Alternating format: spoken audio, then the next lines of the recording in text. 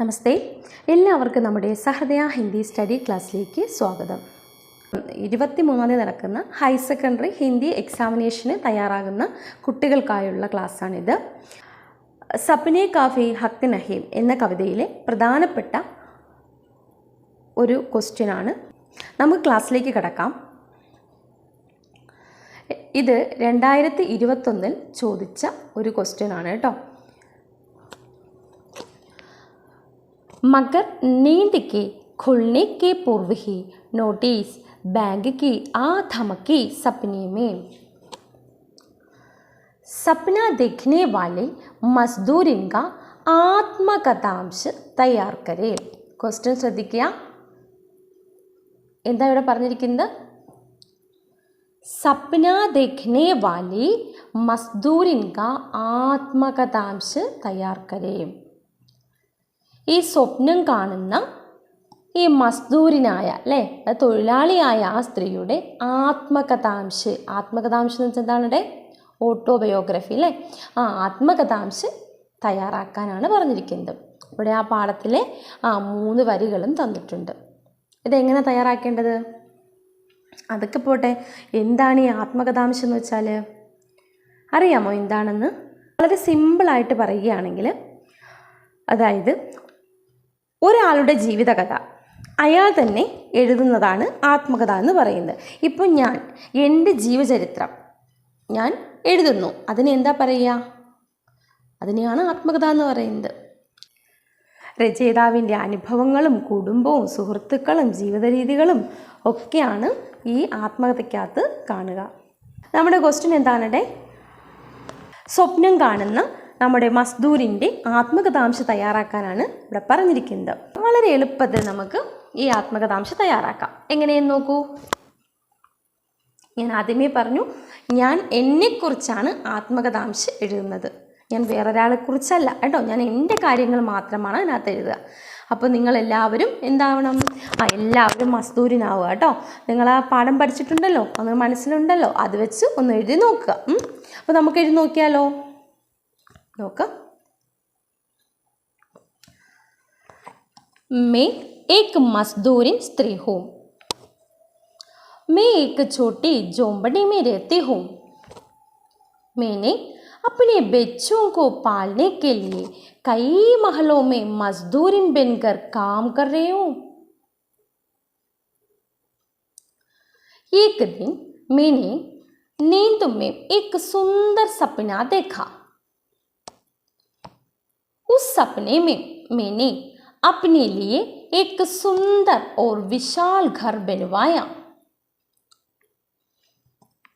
उस घर में खाने पीने और सोने के लिए अलग अलग कमरे भी बनवाया.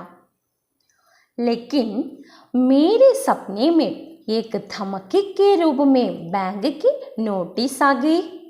बाद में मेरे सारे सपने छिन्न भिन्न हो गए.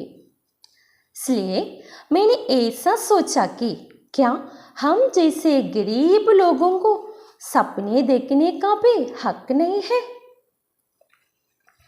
നോക്ക്, ഇവിടെ എന്ത് സിമ്പിളായിട്ട് അത് പറഞ്ഞിരിക്കുന്നത് അല്ലേ.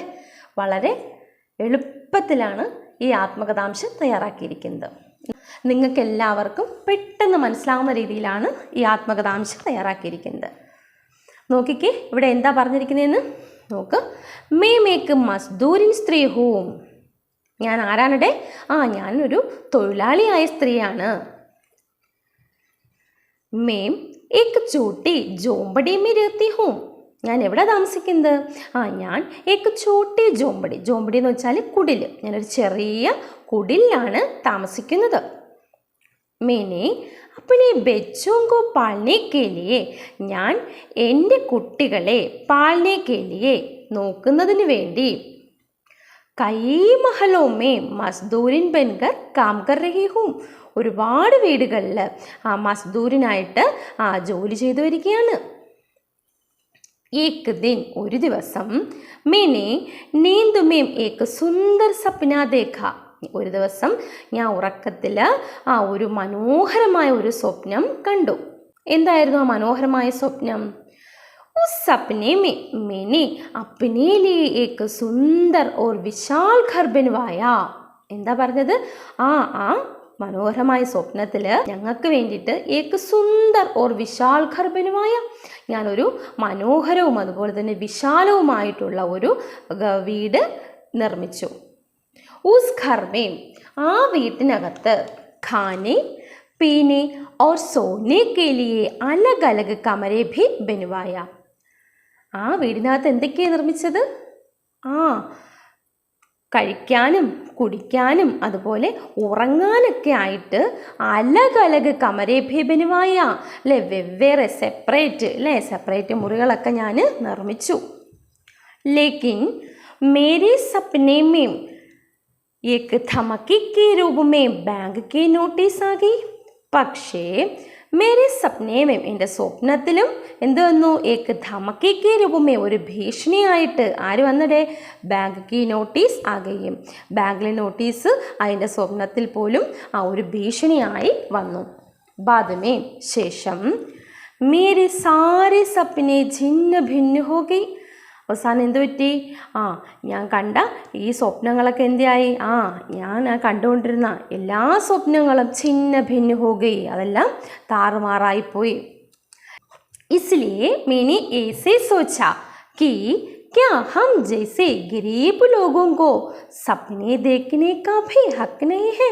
इसलिए ഇതുകൊണ്ട് मैंने सोचा, ഞാൻ ചിന്തിച്ചു. എന്താ ചിന്തിച്ചത്? कि क्या हम जैसे गरीब लोगों को, എന്താ, ഞങ്ങളെപ്പോലുള്ള പാവത്തുങ്ങൾക്ക്, അല്ലേ, പാവപ്പെട്ട ജനങ്ങൾക്ക് സപ്നെ ദേഖ്നെ കാ ഭി ഹക്ക് നഹി ഹെ, എന്താ, ഞങ്ങൾക്ക് സ്വപ്നം കാണാനുമുള്ള അധികാരം കൂടിയില്ലേ, ഞങ്ങൾക്ക് സ്വപ്നം കാണാനുള്ള അവകാശവുമില്ലേ എന്ന് ഞാൻ ചിന്തിച്ചു. കാരണം എന്താ? സ്വപ്നത്തിൽ പോലും ഭീഷണി ആയിക്കൊണ്ട് ഈ നോട്ടീസ് എത്തിയിരിക്കുകയാണ്, അല്ലേ. അപ്പോൾ ഇത് മനസ്സിലായോ? നിങ്ങൾക്ക് എല്ലാവർക്കും മനസ്സിലാവുന്ന രീതിയിലാണ് ഈ വളരെ സിമ്പിളായിട്ടാണ് നമ്മുടെ ഈ ആത്മകഥാംശം തയ്യാറാക്കിയിരിക്കുന്നത്. അപ്പോൾ ഈ ആത്മകഥാംശം നിങ്ങൾക്ക് എല്ലാവർക്കും മനസ്സിലായി കാണുമെന്ന് വിശ്വസിക്കുന്നു. നമുക്ക് വളരെ പ്രധാനപ്പെട്ട മറ്റൊരു ടോപ്പിക്കുമായി അടുത്ത ക്ലാസ്സിൽ വീണ്ടും കാണാം. ധന്യവാദ്.